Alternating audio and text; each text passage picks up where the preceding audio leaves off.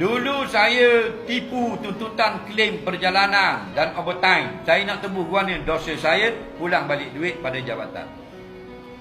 Atau kita kerja dengan orang. Contoh kita kerja dengan Maiding contohnya. Atau kita kerja jabat pertanian. Kita tipu overtime.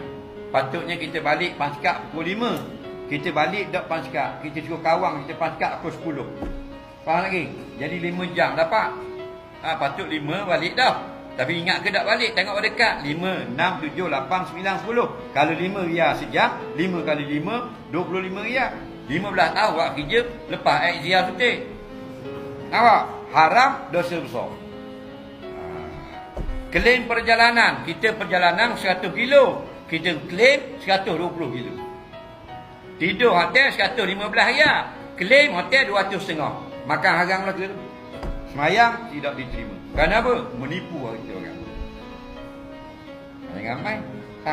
Kalau dosa dengan Allah, mudah Tuhan terima. Isyak dadah, isyak ganja, main ketung, campur bak yamuk. Benda lagi, kokain, crack, ais, sabu, mak sabu, habis isyak belaka. Sekarang taubat pada Allah, Allah terima. Kata dosa tu dengan Allah. Minum arak. Mula-mula main bir, lepas tu main stout, lepas ni Bacardi, dulu brandy, lagi esok ram pula, whisky, toddy, habis jenis minum. Nah, taubat pada Allah, Allah terima.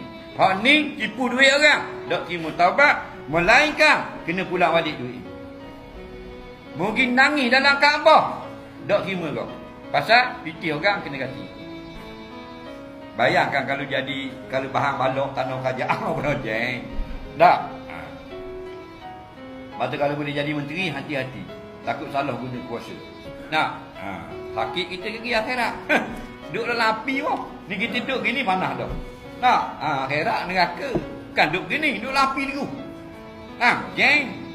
Muka kita ni kalau buah api, jadi uduh ke jadi lawa? Jadi uduh. Orang putih hak comel, masuk neraka jadi uduh. Mu hak uduh dah. Dah, masuk neraka bayang.